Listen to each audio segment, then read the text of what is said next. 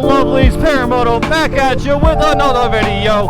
I hope you guys are doing great today. I'm doing amazing. Just came from jiu-jitsu, which is always a great time. I'm here to spend the rest of my afternoon with you lovely people. Guys, on today's topic video, I want to talk about the 600cc market and why it's dying. So guys, a lot of us started out on our first real superbike was the 600cc superbike. R6s were immensely popular for a long time. CBR 600s were super popular, and then you got all the other ones, the Gixxers and everything else was super popular, and they've really waned over the years. You know, it really kind of bums me out because honestly, that was my first introduction in really actually going fast. You know, you could say that like, you know, you can go fast on any motorcycle, but a 600 is your first like real introduction into going stupid fast, real quick, in lickety-split, ricky-tick speeds, you know? And it's like, the 600cc market dying is really starting to bum me out. And it's dying for multiple reasons. The big deaths of the last couple of years have been the R6 got discontinued recently, and the CBR 600 also got discontinued back in like, I think 2017 was the last like truly new model year for the 600s from Honda. And I know like the keyboard warriors are gonna be like, oh yeah, they have a 2021 CBR 600. They're not making any new parts. This is all old stuff that they're just assembling and trying to sell off old inventory. They're not making any brand new CBR 600s with parts made in like 2020 or 2021. Everything is left over. But the R6 was the real, like true, you know, recent death when it came down to the 600cc market. And it's a total bummer. It's such a bummer to me. So a lot of people have mentioned that the real death nail came for the 600cc market when the 2008 recession hit. There was just a lot of people that just had to rethink their financial priorities, you know, in a very short amount of time. And really the recession when it comes to motorcycles has never really picked that market back up again. A lot of people had to reevaluate how they were spending their money, and it totally changed the way they think about their money and their finances. And something pointy and really fast just doesn't really meet their needs anymore. The 600cc market has really been replaced by more or less the leader bikes and the small displacement bikes. More and more companies are just going with just straight up flagship motorcycles like Fireblades, and then they're going all the way down, skipping the mid-level market and going all the way down to like the 300, 400cc market. And I kind of get it. I really kind of get it. Like you can buy a Panigale 959 for about 16, or you can spend a couple $1,000s more and get a V4, you know? And it's just like, why would you not just spend a little bit more? Do not know how to use a roundabout at all. Why would you not just spend a little bit more and get a lot more bike if you're in the market for a super bike? You know, it just makes sense. Or you're like, you know, totally out of that range and you just go straight for the, you know, the 400s and you're happy with the around the town bike. Another huge change came from basically the rise of the street fighters and the standard street bikes that we see are so popular now. So I'd say even the 300 and 400cc motorcycles fall underneath that standard motorcycle class. Because I mean, yeah, they're dressed up to be sporty and fast looking, but you know, honestly, at the end of the day, we all know that it's a standard bike. It has upright, you know, positioning, and it's an easy bike to ride, and it's a standard motorcycle. You know, the street fighter class have gotten immensely popular over the years. It used to be that you almost had to buy a sport bike and then you had to make it into a street fighter, and now just about every single manufacturer makes some sort of motorcycle that you can really call a street fighter. Hondas, Kawasaki's, you know, even Ducati and Aprilia. You know, Ducati's got the street fighter, and you know, Aprilia's got the Tuono.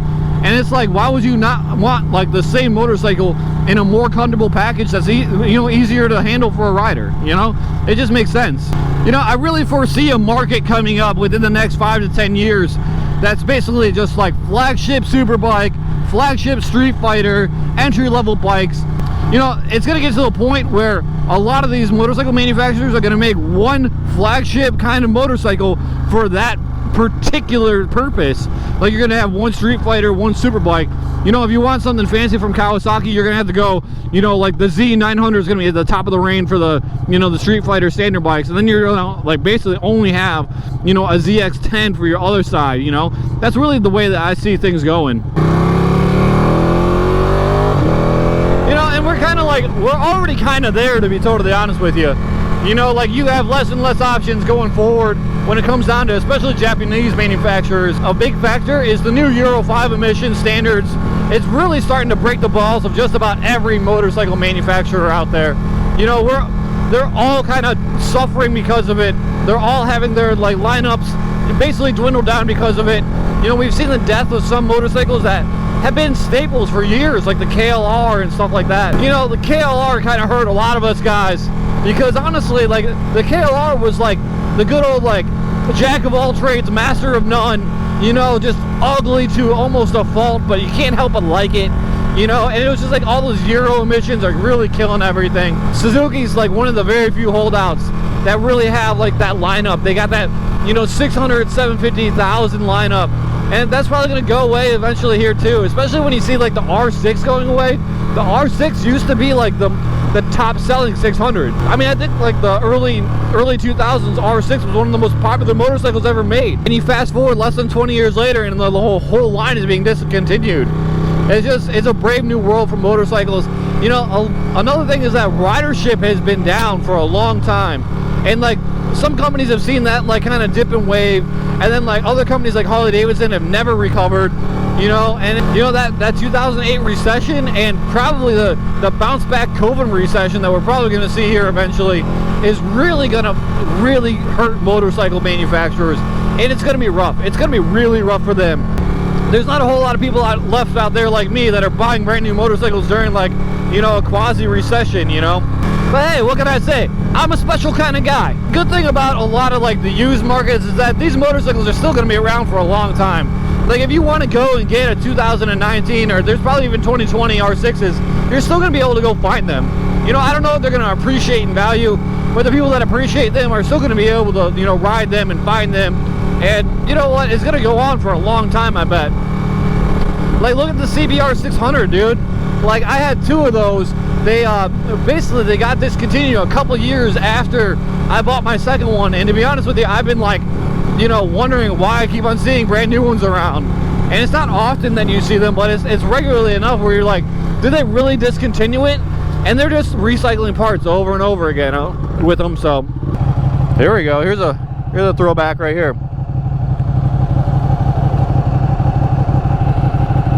Oh, we're about to go do stupid shit, aren't we?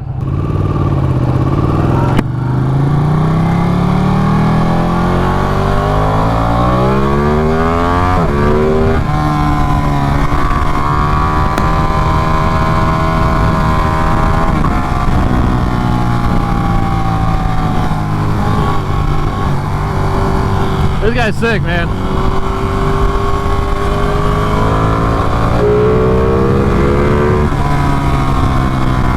This really shows that you don't have to spend a ton of money to have a fast, fun motorcycle. This guy's rocking probably an early 2000s F3 CBR, and he's just having a fun time.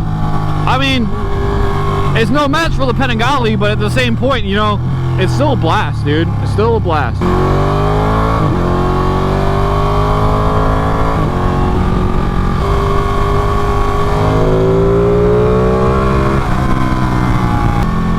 It is 63 degrees in February right now, guys. This is amazing. And it's gonna snow in a few days. So, you know, you gotta make lemonade while you can.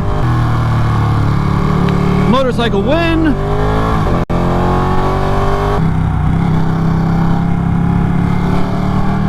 Fucking asshole. I don't know why people feel like they need to get up the ass of motorcyclists.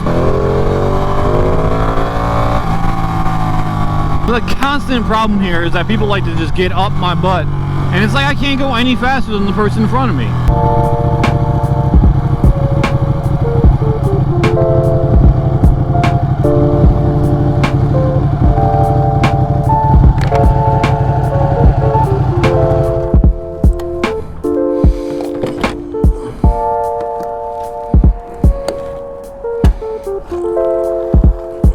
Yeah, some fuel for the bike. I need some fuel for me now.